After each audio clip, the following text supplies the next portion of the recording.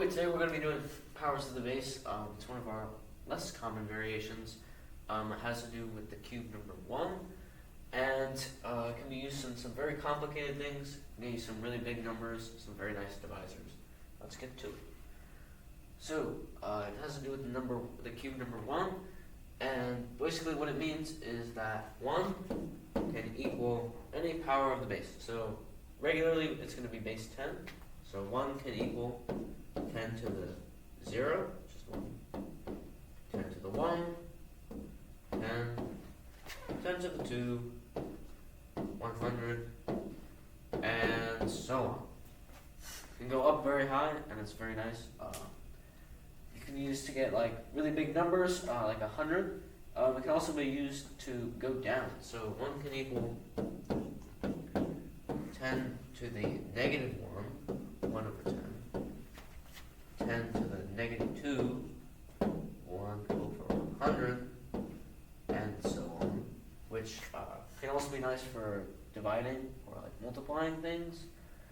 Another thing to keep in mind, if our base is called, we're going to be changing what our 10 equals. So if we change the base, let's say it's base number 8,